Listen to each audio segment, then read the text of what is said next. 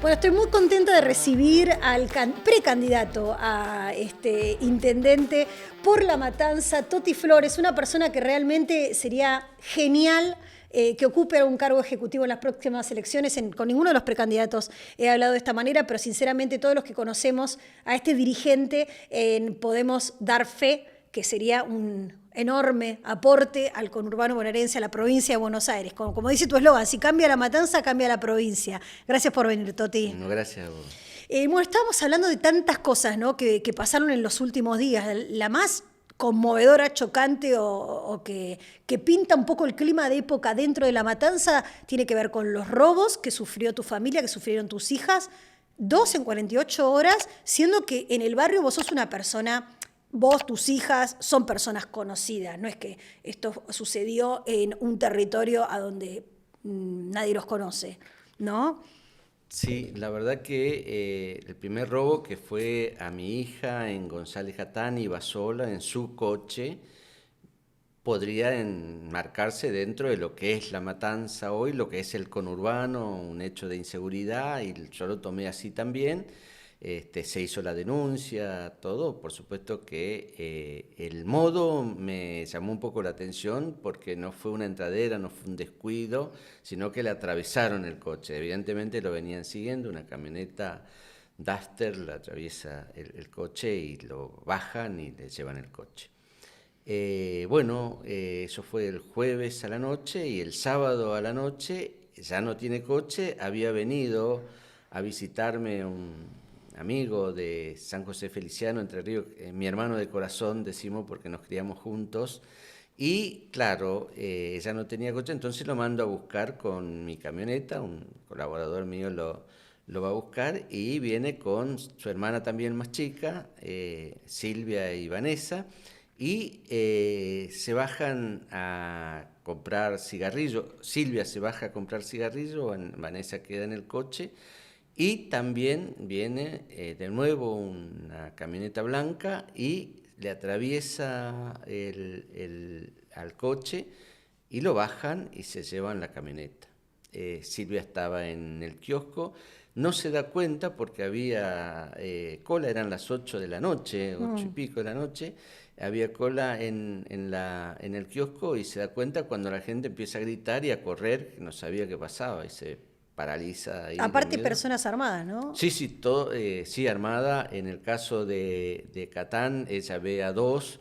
En el caso de, esto era ya en Rafael Castillo, en el barrio central, el chofer dice que eran 5, que él que lo ve de frente, digamos, ¿no? Así que... ¿Y vos sospechás que tiene que ver con la política? Estos 2 hechos no tengo ninguna duda. No tengo duda porque no puede ser casualidad. No puede ser casualidad el modo, eso de atravesarle, por si fuera un descuido hasta podríamos decir que podría ser casualidad, pero el modo bajo ningún aspecto puede ser casualidad. El tema también que me da a sospechar es que nosotros venimos con un proyecto desde la cooperativa La Juanita de recuperación de jóvenes fundamentalmente que están en estado de adicción, y eso molesta mucho a las mafias, y yo lo digo que va a ser parte del centro de mi política en el municipio. Sacarle los soldaditos a la mafia. Sacarle los soldaditos a partir, no solamente la lucha contra el narcotráfico, que corresponde a nación y a provincia fundamentalmente, sino el municipio tiene que ser el lugar de cercanía para tener centro de recuperación, cosa que no hay, porque hoy una madre que hay un momento en que el hijo está con ganas de salir de su enfermedad, no tiene lugar. Yo he visto deambular desesperada gente diciendo ¿dónde lo interno? ¿Dónde lo mando? Es desesperante. No hay centro de adicciones, tratamientos de adicciones. No hay, y no tenés respuesta. Lo que pasa en toda la cuestión de salud, eso es dramático, porque es ese momento, pasan 2 o 3 días y Totalmente, vuelve. Esa matar la voluntad en ese segundo. En ese segundo. Sí, y la desesperación hay es muy grande. Muchos temas que atraviesan, ¿no? La realidad de la matanza, que es la realidad de la provincia de Buenos Aires. Empezamos hablando de esto de salud y me voy enseguida a los hospitales, ¿no? A los hospitales, a las salitas, que también hablábamos recién fuera de cámara.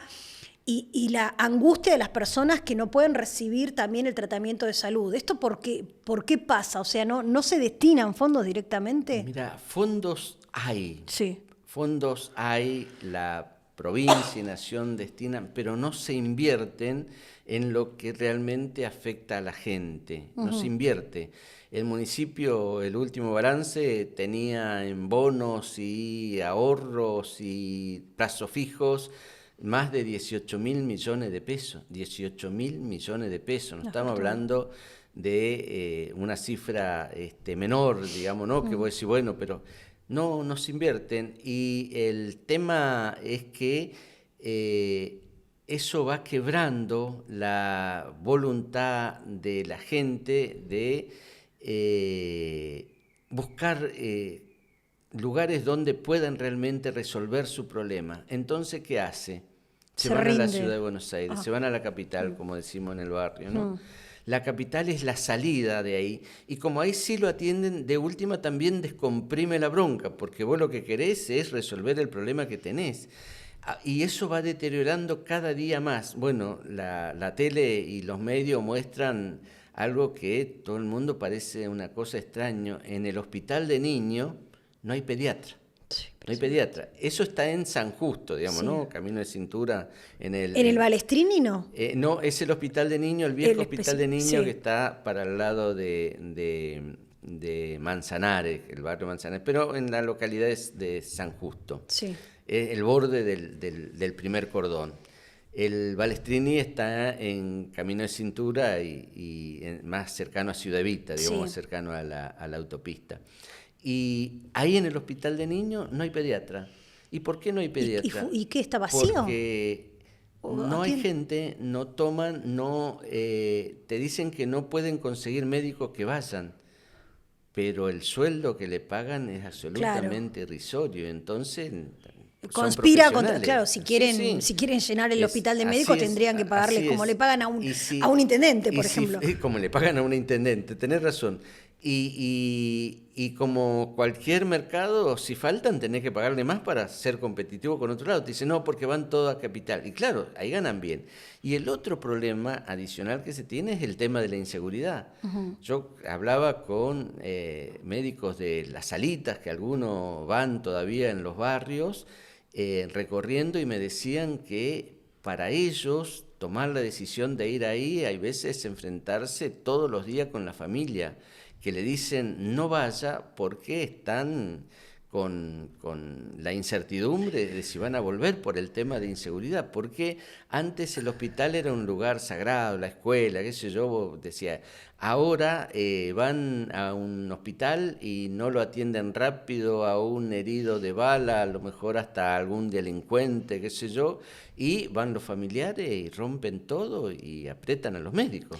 Otra cosa que es obscena es cómo no está la plata para eso, pero sí para la política. Bueno, en estos días está minado, ¿no? Porque eso es...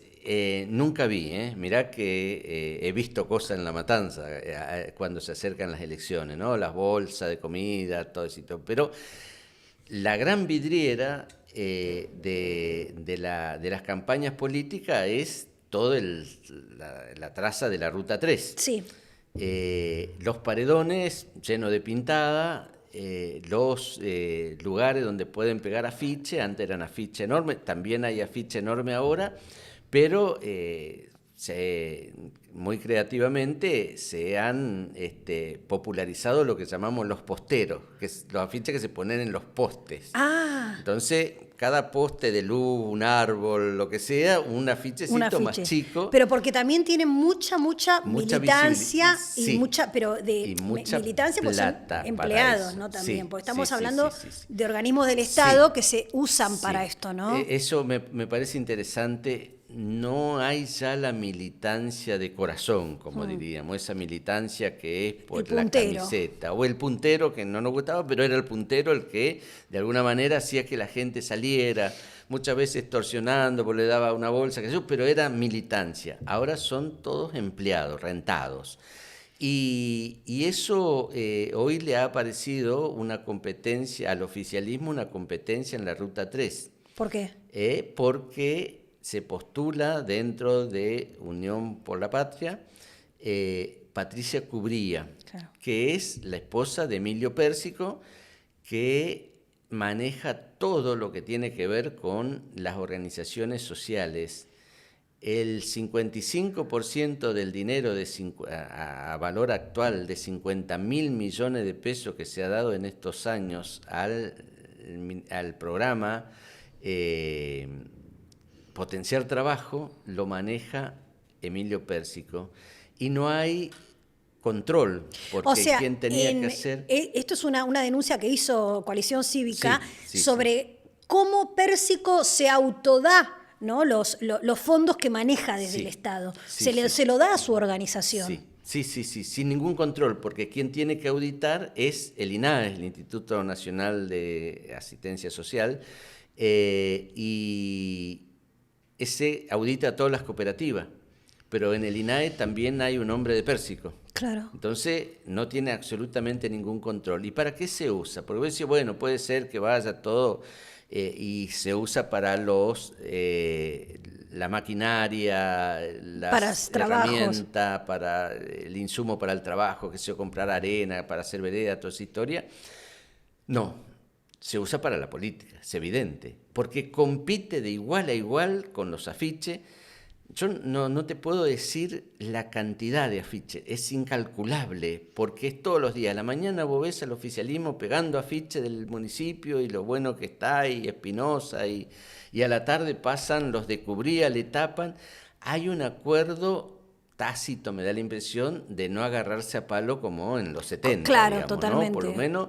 Ahora, la obscenidad de los gastos es impresionante. Y ahora también son las entradas de los barrios, ¿viste?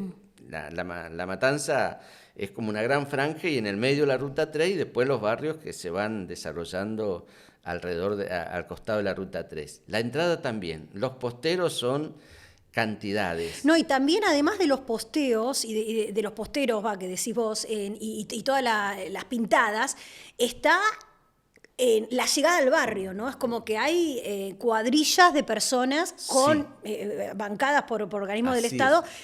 Bueno, que yo te mostraba recién lo que vamos a sacar ahora en Border, hasta en los colegios están adoctrinando, como ya hemos visto otros videos, ¿no? Y todos son funcionarios del Estado, todos, de un lado y del otro, digamos, ¿no? En eso no hay diferencia.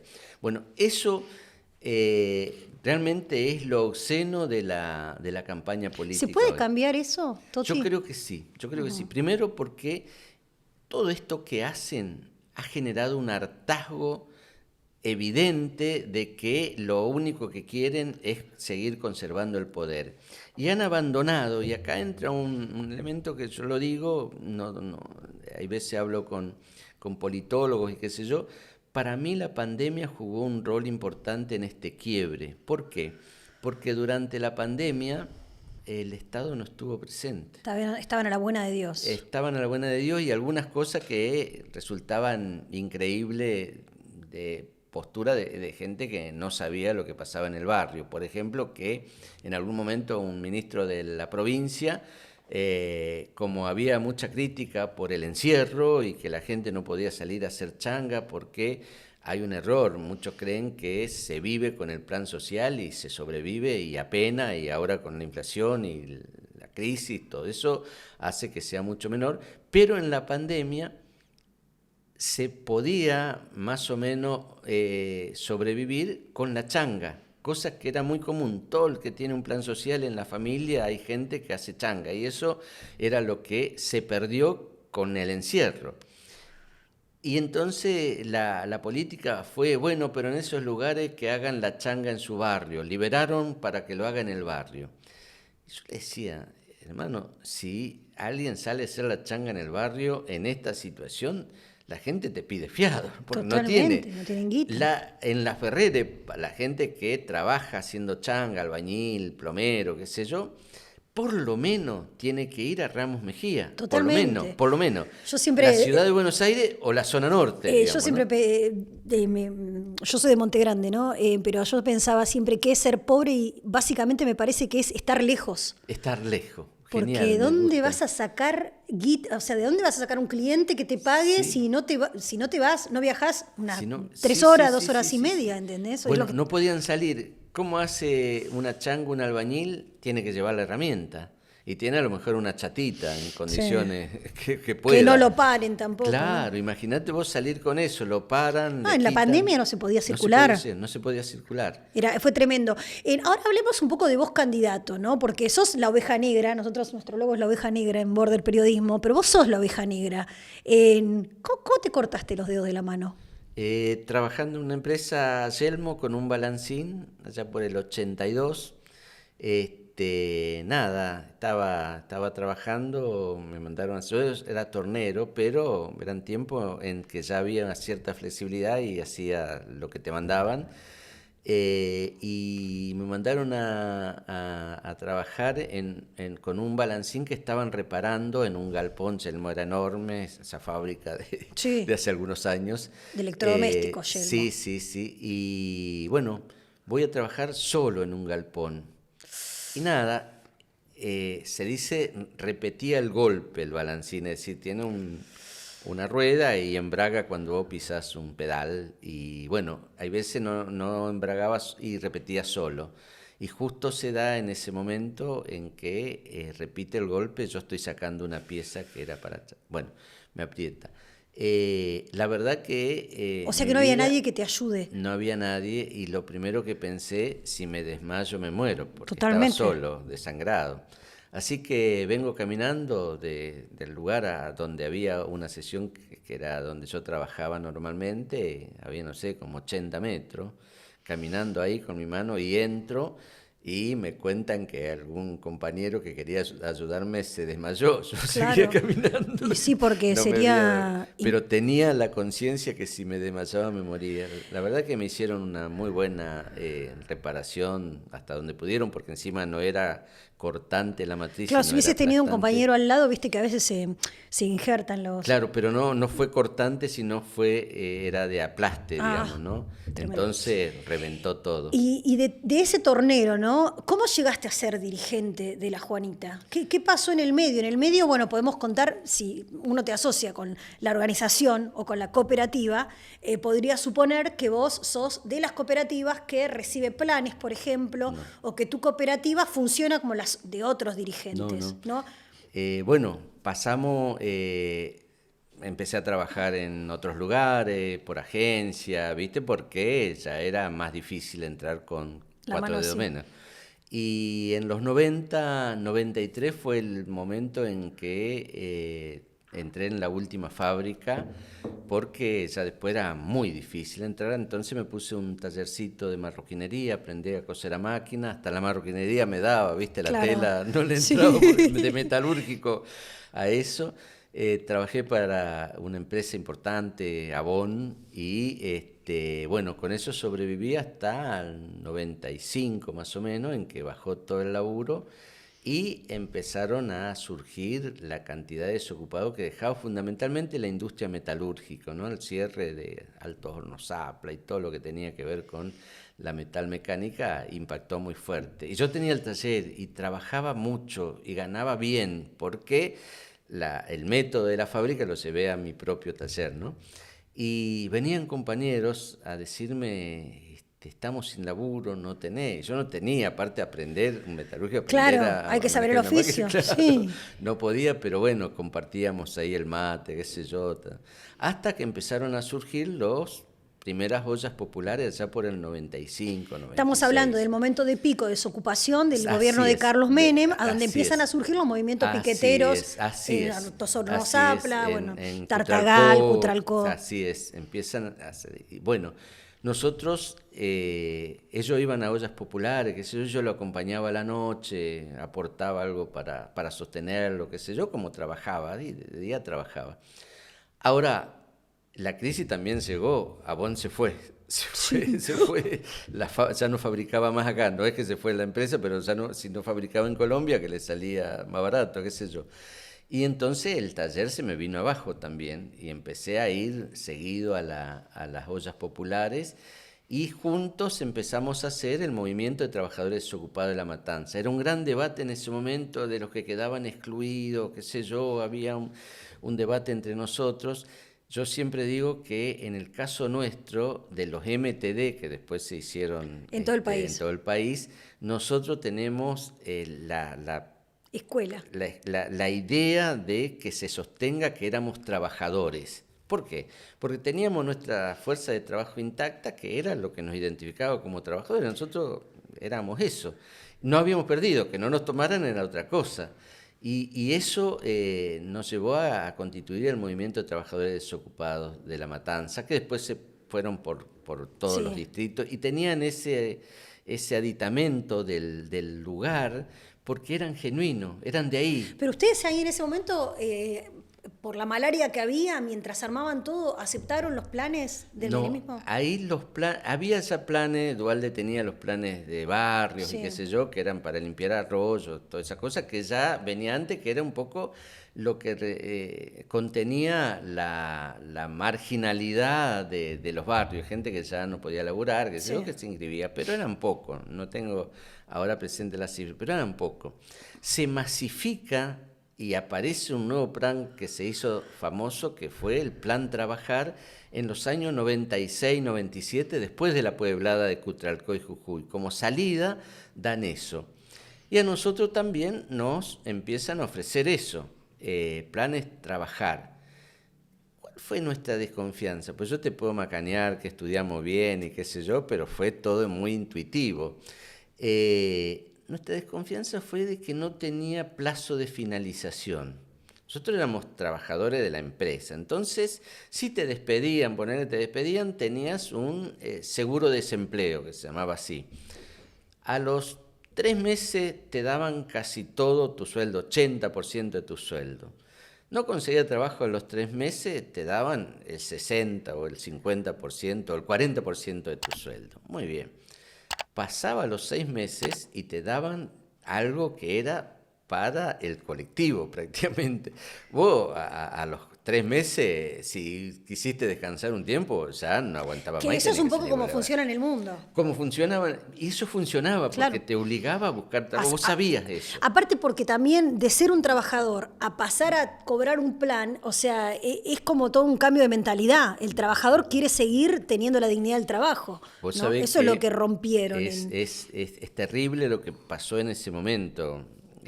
Cuando se habla de la historia del país hay que ver las contradicciones que generaron también. Por el dólar 1-1 estábamos en el primer mundo. En 95 se religió Menem, digo, y nosotros ya estábamos ahí con ese problema. Pero el tema es que te pegaba en la familia fundamentalmente. Claro. Lo que se rompió en ese momento fue la estructura de la sociedad, digamos, ¿no? Bueno, entonces les ofrecen los planes Trabajar, ¿y qué pasa ahí? Y nosotros en el 97 ya era ya más difícil todo. Lo único que había eran los planes Trabajar. Nosotros, el único ofrecimiento del Estado era no había trabajo, había cambiado todo, las empresas públicas se habían rematado, se había achicado todo. Y entonces nos ofrecen los planes Trabajar a todos. Hacemos un plenario, me acuerdo, allá por el fin del 97.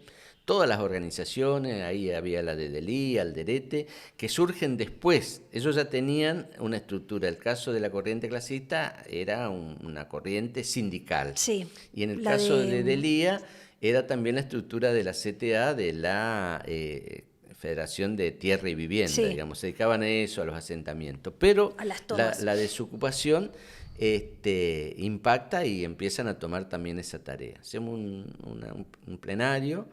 Y a mí me eligen, me acuerdo, para dirigir el Congreso, lo habíamos llamado Congreso, de Desocupados, y nuestra postura era rechazarlo, por esta desconfianza, por el tiempo que había. Perdí como en la guerra, digo, y renuncié a la presidencia, que sigan eso, digamos, ¿no? Pero se aceptó los planes sociales. Nosotros decíamos que no era la salida eso que iba a generar un acostumbramiento de sobrevivencia, todas las cosas que decíamos en ese momento. Perdimos el plenario grosso, no sé, 80-20, pero quedó un pequeño núcleo que era el movimiento que nosotros habíamos fundado, ¿no? Muy pequeño.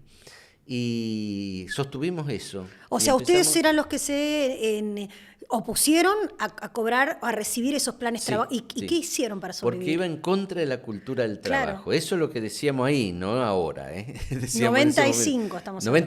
97, fines del 97. Y empezamos a hacer changa colectiva entre nosotros, íbamos sosteniendo esto, y empezamos a ser reconocidos por otros. Qué sé yo, eran tiempos de crisis, venían sociólogos, antropólogos del mundo, movimientos sociales, estábamos muy cercanos a los organismos de derechos humanos, porque nosotros decíamos que la desocupación era un problema de derechos humanos de última, ¿no? Que rompía la familia. Y así que nos fuimos relacionando, y ahí en la relación con la universidad, íbamos y vendíamos un boletín en la universidad, íbamos a luquear, como se dice en el barrio, ¿no? Pasábamos por las cursadas. Es interesante todo lo que nos pasaba, porque cuando alguien nos dijo, che, ¿por qué no van a hacer eso? Que a veces pasan algunos que están en situación de calle, qué sé yo, y la gente aporta más sabiendo eso. Y dijimos, no, nosotros no vamos a ir a la universidad con nuestra ropa, ¿sí? Alguien nos dijo, no, pero vengan a mi universidad que no se van a sentir distintos. Fuimos a la Universidad de Ciencias Sociales. Ahí eran como nosotros. Sí, todos mal vestidos. Con la birra. Todos como la miércoles. Así que bueno, empezamos por ahí. Otra cosa era la de economía, pero ahí en la de Ciencias todo Sociales. Con traje. Sí. Así que nos animamos y bueno, los compañeros iban ahí más que nada porque había que seguir pagando la luz y esas cosas, porque éramos trabajadores, no vivíamos en asentamientos, en villas, sino que éramos... Y lo sostuvimos con eso, compartiendo todo lo que íbamos ganando, y descubrimos ahí la importancia que tenía de decir en estas charlas que éramos de La Matanza y que rechazábamos el clientelismo, que no éramos libres, que la libertad era más importante que nosotros, para nosotros, y que de esa manera íbamos consiguiendo adhesiones. Bueno, venían a estudiarnos, qué sé yo, y después empezaron a venir... estudiantes extranjeros y todo eso, ya después que nosotros... Era el movimiento más cool. Sí, más cool de todos los Nosotros desocupados. nos sentíamos, ¿viste? Estrella. Dábamos charla en la universidad, ¿viste? Ya ahí nos invitaban a charlas y nosotros luqueábamos. Sí. Pasaban la gorra. Pasábamos la gorra. Y en el 2001, en el 2000 decidimos hacer un proyecto de cooperativa. Pero no era una cooperativa de trabajo, tanto es que La Juanita no es una cooperativa de trabajo, sino era una cooperativa de promoción de servicios educacionales, asistenciales y comunitarios, y fundamentalmente el tema de educación, porque nosotros decíamos que habíamos caído en esa situación y habíamos sido cebados a esta situación porque no teníamos la cultura necesaria para defender lo que era la Argentina de la integración y todo eso. La verdad que fue un proceso muy duro, pero armamos nuestra cooperativa. El INAES no aprobó el estatuto y todo eso, y el objeto social. Siempre decimos porque casi no hay otra que tenga el mismo objeto social, no se lo aprueban. Claro. Decíamos que, bueno, decían, estos muchachos se van a poner a dar clases. Claro, chao, se acabó la historia. Teníamos una sola persona que era maestra. Lo hicieron estratégicamente. Sí. Estratégicamente pusieron lo del objeto social como... Sí, que podíamos hacer todo. Tanto es que ahora podemos hacer todo. La cooperativa vende pan dulce, tiene capacitación, un potrero digital, un call center, de todo. Puede hacer de todo porque entra dentro del objeto social. Los contadores se vuelven locos donde lo ponen, pero eso ya no es nuestro problema. Claro. Bueno, en el 2001 empezamos con eso. En la cooperativa entramos a una vieja escuela que estaba ahí abandonada, privada, hicimos un comodato con los dueños, en 2 años íbamos a comprarlo, muy audaz todo. Sí, muy jugado. Muy jugado todo. ¿Cuántos años tenías ahí? Y hace 20 años, No un sé, poco más. que tenías 20. No, ya tenía más de 40 seguro. Hoy tengo 69, así que Mirá imagínate, vos. ya tenía 49 La, seguro. la ventaja de ser morocho, ¿viste? Sí, Que no te arrugás sí, mucho. sí, o sí, sea. sí. Ah, bueno, gracias. No, estás bien, te mantenés bien, Toti. Bueno, septiembre del 2001, Sí, con algunos acontecimientos. Íbamos a entrar, no sé, 15 días antes y se cae la torre de la escuela. de Estados Unidos. Ah, las Torres Gemelas. Las Torres Gemelas. El 11 de septiembre del 2001. Nosotros entramos el 20 y pico. El 16, entramos el 16, íbamos a entrar antes. 5 días después. Esos días, y bueno, el mundo conmocionado y nosotros diciendo, todos éramos terroristas, qué sé yo, toda esa historia. Esperamos un momento, porque aparte de verdad te paralizaba, ¿qué ibas a hacer? Esos días fueron terribles. Cambió el mundo. Y bueno, entramos ahí, hicimos ese comodato, empezamos, porque nos aceptó rápidamente el barrio, porque esa escuela abandonada era un aguantadero. Claro. Nosotros íbamos a ocuparlo. No fácil también, porque tuvimos Los que del vivir aguantadero también. las 24 horas, porque los muchachos querían su lugar. Sí. Nosotros veníamos de ser piqueteros duros y entonces eso hacía que también Les tengan tuviéramos... un poco de miedo, sí. También no éramos niños de pecho, Sí. yo nunca digo... Hicimos de todo, también como piqueteros, cortamos... Ahora, había una cosa que no hacíamos, no veníamos al centro de la ciudad. Ajá. ¿Por qué? Porque nuestro objetivo era mostrarle a los desocupados que podíamos estar juntos, que había otros como ellos. Porque cuando yo te decía el quiebre de la familia era terrible, porque vos no querías ir en tu casa que no conseguías laburo. Claro. Porque había una cuestión que es enloquecedor, La responsabilidad de... Y el no La frustración. asumir la familia, la realidad. Porque vos decías, salí a buscar trabajo y no encontré cuando volvía tu mujer, tus hijos. No encontré si la tele dice que acá hay pleno empleo, que estamos en el primer mundo. Es decir, el discurso pegaba contra la realidad que vos vivías. Claro. Y también estar desocupado era como humillante. Humillante. Vos no decías, había gente que salía en el horario que vos ibas a trabajar y volvía como si estuviera trabajando, ¿viste? Y te pasaba deambulando por ahí. Era terrible esa situación. ¿Qué sé yo? Hoy vos decís, te subí al colectivo y le pedí al chofer que te lleve si no tenés para el boleto, y alguno te lleva, otro no, pero no tenés... En Eso ese momento... Era humillante, era ni humillante, loco. No claro. te pasaba una sesión del colectivo porque si te descubrían ahí, venía algún vecino, no quería salir a la calle. Era otro tiempo donde el Otro trabajo tiempo. significaba, Así te daba una dignificaba, identidad. te da una Sí, identidad. Yo soy sí, trabajador, no sí, soy, sí, sí. No soy otra cosa. soy trabajador. Así es. Y ahí, bueno, la enorme habilidad y el enorme trabajo de haber logrado construir esa cooperativa que le dio trabajo a ¿cuántas personas? Bueno, hoy están dando trabajo a 200 personas en distintos emprendimientos y lo más importante es que es un centro de capacitación para el trabajo.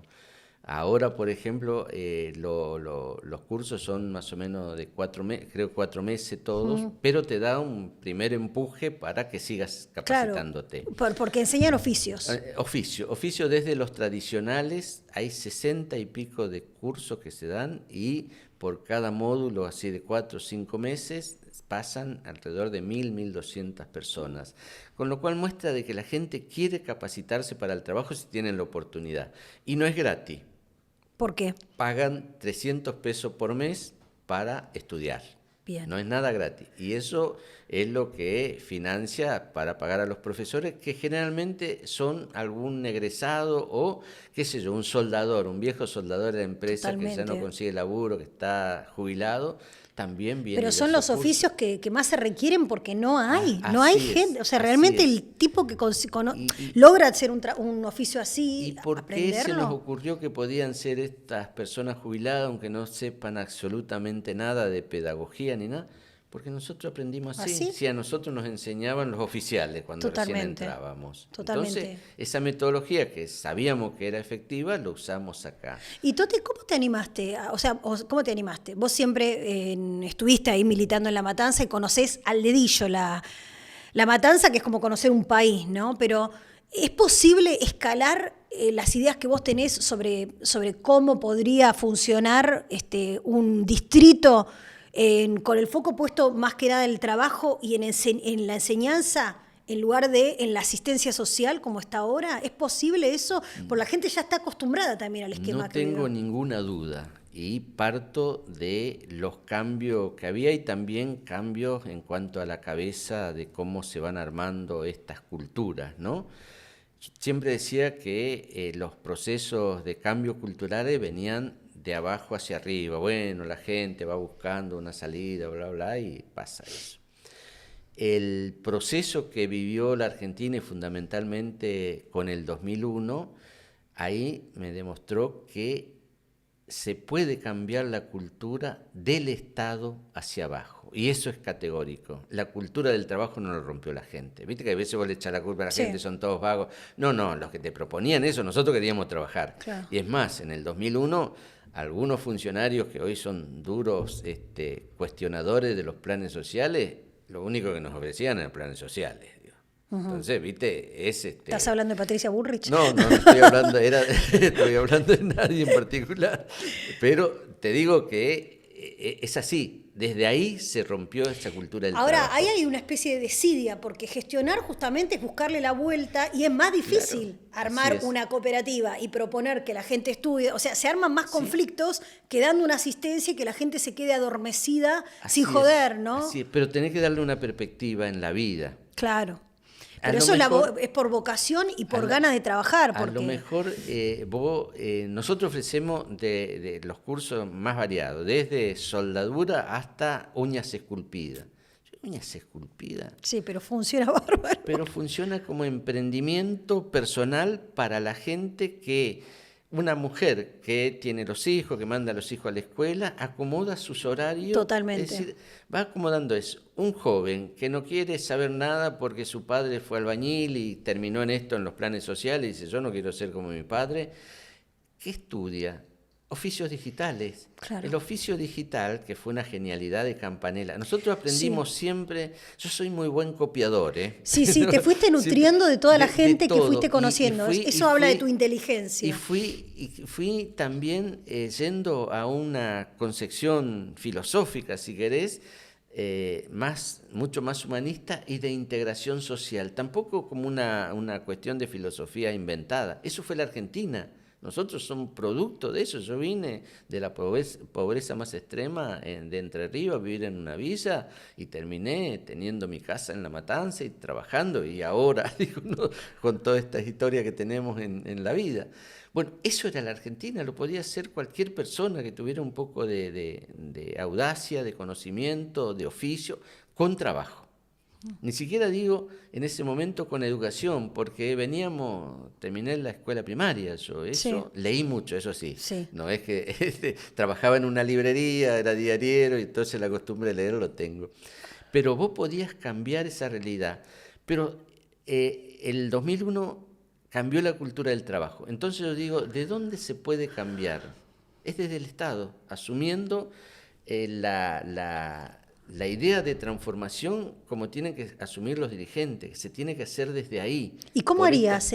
Porque el Estado, según cómo se arme la estructura, ¿no? Pero sí, el aparato de planes, el Estado lo sostiene, pasen los gobiernos que pasen. Fue la única política de Estado, ¿no? Sí. Desde el 90 y pico, del 97, los planes, fue la única política de Estado, todo lo hicieron.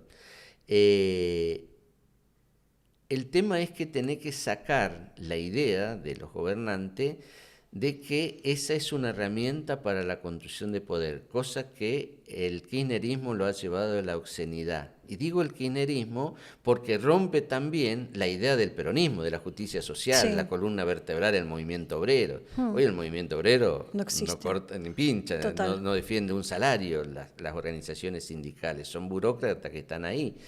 Y las organizaciones sociales, a partir de la verdad que esta posibilidad que le da Néstor Kirchner de manejar el altas y bajas, hoy dominan el escenario. Claro. Y es la pobreza. Es como una terciarización de la asistencia. Bueno, lo primero que se tiene que hacer es sacar esa terciarización. Uh-huh. Tiene que ser categórico. Pero te van a venir todos los movimientos sociales. Bueno, pero los movimientos sociales son poderosos por la herramienta que tienen del chantaje. Como ellos manejan eso, entonces te dice, si no venís al piquete, te sacamos los planes sociales. Yo quiero decirte que en el momento en que el Estado diga los planes sociales que están hoy no se tocan, tienen que reconvertirse para que sean para la capacitación laboral y reconvertirse y tener claridad sobre eso, y el Estado tiene que auditar que eso ocurra. Cuando se toma eso en sus manos, se acabó la potencia que tienen las movilizaciones. Alguna vez, y no digo que lleguemos a esto, hubo un conflicto también que era la toma de los terrenos del indoamericano. A mí no me gusta Aníbal Fernández y toda esa cosa, pero me acuerdo, el disciplinamiento lo logró el que entra a un terreno del indoamericano, pierde el plan social. Se acabó el conflicto del indoamericano. Claro. No digo hacer eso, digo al revés. Digo, el Estado tiene que sostener y sacarle el poder de las organizaciones sociales. Claro. Y eso... No terciarizar la asistencia. Así, y eso va a generar que se pierda ese poder, se pierda el poder. No, y además cambiar las económico. reglas, porque si el poder lo tenés vos y vos querés cambiar las reglas, vos Estado, que sos el dueño Sí. de los fondos, y vos decidís cuáles son las condiciones, bueno, ahí cambia la matriz. Ahí cambia la cuestión del poder. Claro. Y eso me parece que tiene que ser inmediato.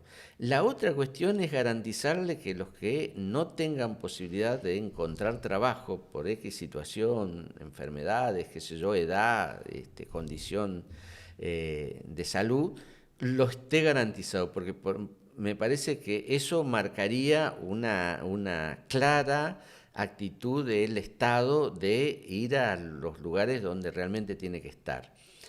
Y la otra cuestión es la generación de ordenamiento de la macroeconomía para generar empleo.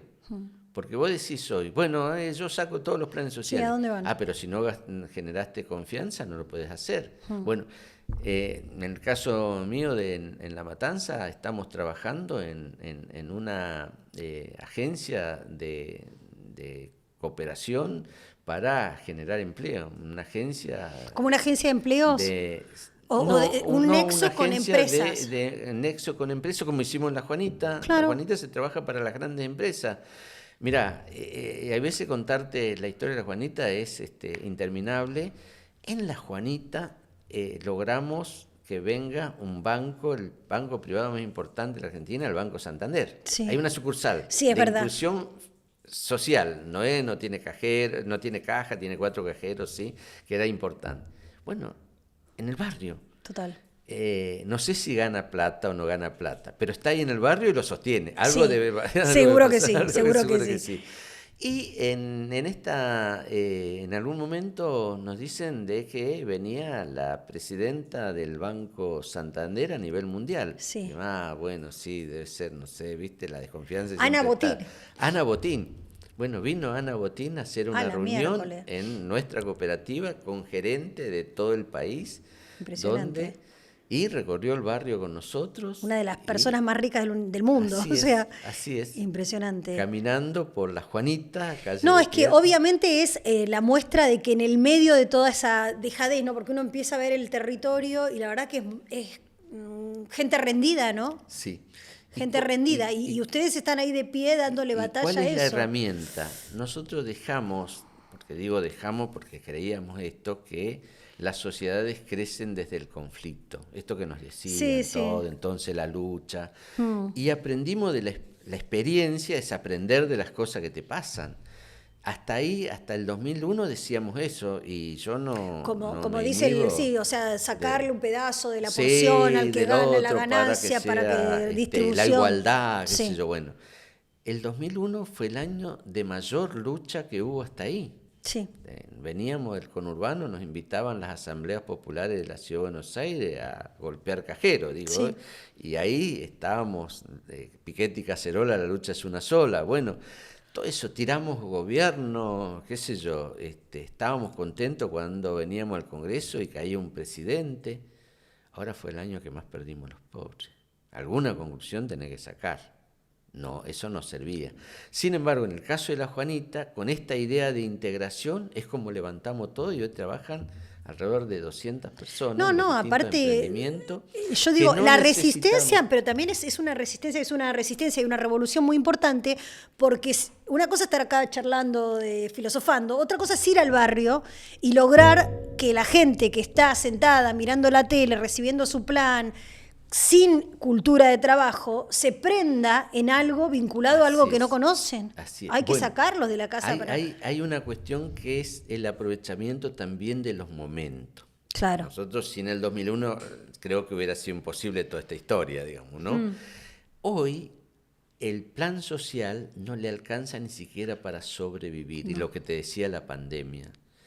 Hasta ahí era el Estado lo único seguro para esta gente. Dice, bueno, por lo menos tenemos para sobrevivir y a partir de ahí salir. En la pandemia se ve que ni siquiera eso alcanzaba. Nosotros pudimos pasar la pandemia en nuestro emprendimiento sin pedir un solo IFE, porque tenemos todavía ese orgullo, viste, que no, ni loco. El Estado nada. No pidieron IFE. Ni IFE. El IFE era lo que la ayuda que le daba el Estado a los trabajadores, que también eran 2 mangos con 50, pero bueno, en ese ante nada y claro, algo. Y acá viene una cosa, nosotros no estábamos en contra de que el que lo reciba lo reciba, claro. sino no es la salida. Hoy está comprobado que no es la salida para la Claro, pobreza. es una conducta en un contexto que va para otro lado. Así es. Es como una resistencia, ¿no? Ahora, me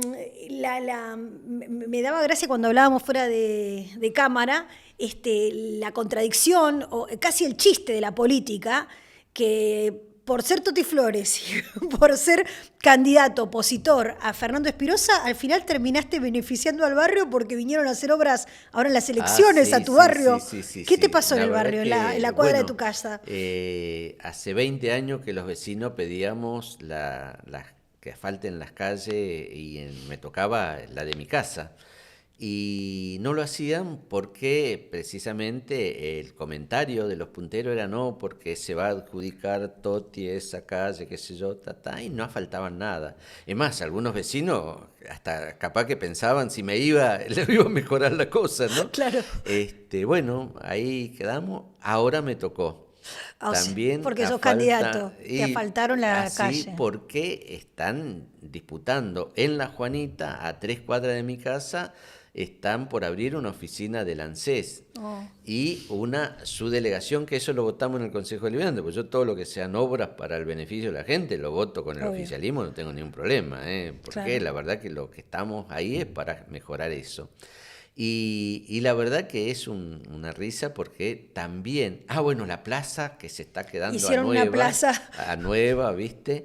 Y yo le digo también, y le digo a los funcionarios en el consejo, es muy importante que la plaza cuando esté terminada sea para la familia, por lo tanto tiene que haber seguridad. Sí. Porque si no, es un lugar muy lindo, pero se apropian.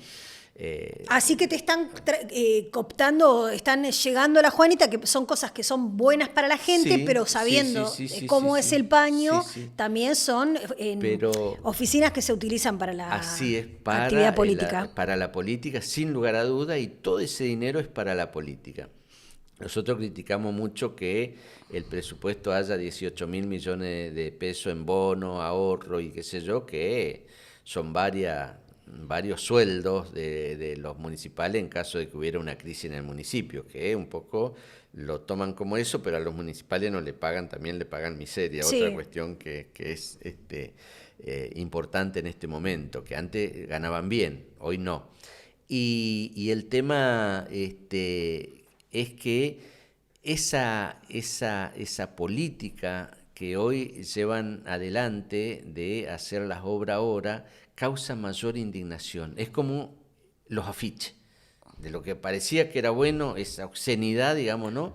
También están es un boomerang. Es un boomerang para mí. Y hay un quiebre en el aparato. ¿Por qué? Porque en el barrio no lo defienden. Vino el intendente ahí a La Juanita, 4 o 5 cuadras de mi casa, no se había enterado nadie. Vino a una casa, hizo una reunión con la sociedad de fomento, qué sé yo, y no se enteró nadie. Antes no, se enteraron porque había muchos patrulleros, qué sé yo, cuidándolo. Pero No lo hicieron a pueden, propósito para que no lo ataquen, ¿o no? así es, porque no pueden salir a la calle. Claro. Penosa yo lo respeto porque era un intendente que iba a los barrios, construía, con su metodología, que vos siempre cuestionabas, lo de los punteros, el tema de la corrupción que hay también en el funcionamiento todo lo público, pero tenía eso. Yo hace un par de semanas que me invitó una agrupación peronista que ha roto con él a 3 cuadras de la casa de Fernando, Ajá, en Villa Luzuriaga, donde vivía en algún momento claro. y construía desde ahí. Los propios vecinos me decían, no está, no vive más. ¿Dónde vive? Y según dicen en Puerto Madero, no hay una identificación clara de su casa, pero viste, tienen los amigos que Sí, le hay prestan varios como intendentes que viven como en le Puerto Madero. prestaban al presidente. Claro, sí, también Insaurralde también Insaurralde estuvo también, sí. viviendo. Entonces se ha alejado de la gente. Claro. Eso es lo que da la oportunidad ahora de empezar a construir. Quien Que lo pasamos por alto, ¿no? Pero tiene que estar mal el municipio para que los propios intendentes no quieran vivir en su municipio, ¿no? Eso es una definición categórica. O sea, Sí. no es algo también nunca visto. Nunca visto. Nunca visto. ¿Qué sé yo? Yo conocí a Federico Russo. Sí, de La cuando Matanza. de La Matanza. Un tipo que vivía ahí y era en González Catán de hace 30 y pico de años. Claro. ¿No? De la época de Tabano, ¿no? Sí, de sí, Toledo, sí, bueno, sí, toda esa sí, gente. toda esa gente que eran de ahí. Sí, eran de ¿viste? ahí, no se movían de ahí. Vos ibas a la casa, le golpeaban las manos, ni siquiera decir tocar el timbre, Sí. le golpeaban las manos y salían y te atendían, Claro. ¿viste? Tenía un problema. No, ahora no están.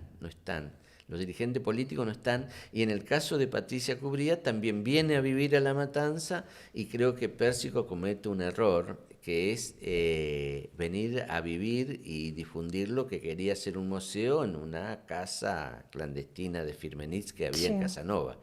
Eso revive la década del 70. Sí. Ahí todavía porque ahí fue dura la pelea entre los distintos Sí, porque sectores. la casa de Pérsico es una casa que se fue construida como una fortaleza para que venga Firmenich sí. del exilio y bueno, nada, también es todo un símbolo, ¿no? Decidir vivir ahí. Así es. En un lugar donde la juventud sindical, el comando de organización, tenía el centro en La Matanza. Totalmente. Lo recuerdo de Seiza y toda esa historia, cuando empezás a hablar con los viejos peronistas, aparecen sin que vos lo pidas, digamos, no, esto no. Entonces, creo que hoy se rompe una premisa que era típico del peronismo: el que gana conduce, el que pierde acompaña. Ahí no se van a acompañar para mí. Ah, ¿no? No. Y eso es ahora está la interna. Bueno, Cristina está jugando fuerte con esa paparruchada que hicieron con Espinosa, ¿no? De demostrar los proyectos que van a hacer que La Matanza sea como Qatar, dijo, ¿no? Pero el tema es que yo creo que ellos también se tratan de hacer de lo que se llama el clientelismo, que muchas veces era la promesa de lo que iban a hacer. Sí.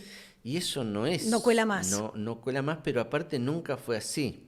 Porque el clientelismo es la promesa, pero también el miedo a perder lo poco que se tiene. El clientelismo es: si no gana fulano, te van a sacar la bolsa de comida, te van a sacar el plan, te van a sacar el terreno de los asentamientos. En la época en que más creció el país a tasas chinas, en La Matanza lo que más crecieron fueron los asentamientos, que están comprobados con la investigación que se hizo para aprobar el RENAVAT, que lo aprobamos todo en el Congreso. Pero ahí se identifica cuándo surgieron los asentamientos. En La Matanza surgieron en esa época, desde el 2003 en adelante, expansión. Y todos se hicieron. No hay un asentamiento que no tenga ayuda de funcionarios del Estado. Claro, si no existen. No, porque los ayudan a regularizarlo. Así es. Toti, bueno, te tenés mucha fe entonces. Yo me tengo mucha fe porque hay mucha gente que de verdad está trabajando. Hemos armado equipos técnicos desde hace 1 año y medio que venimos trabajando. A mí en el 21 me habían ofrecido renovar como diputado, qué sé yo, y dije, no, me voy a La Matanza porque había una idea de devolver a La Matanza lo que me dio a mí, porque viajé por el mundo, bueno, mi vida es extraña, vivo ahí en Casa de Tierra hasta hace poquito, pero quería devolver a La Matanza, pues yo sé la importancia que tenía La Matanza y que tiene en cuanto a lo electoral, pero también en cuanto a lo simbólico. Yo me duele cuando muchos de otro lado que no nos conocen dicen, no, porque ahí votan equivocado, qué sé yo, son unos cabezas de termo. Digo, yo vivo en el tercer cordón y no me autodefino como cabeza de termo. Digo, y queremos demostrarles que podemos cambiar. Y no tenemos ninguna duda, parece un eslogan, pero es una convicción, no tengo ninguna duda que si cambia La Matanza, cambia la provincia y cambia el país, porque cambia esa forma de hacer política que es el clientelismo. Te agradezco mucho, un gusto como siempre verte. No, por favor. Muchas gracias y mucha suerte. Muchas gracias.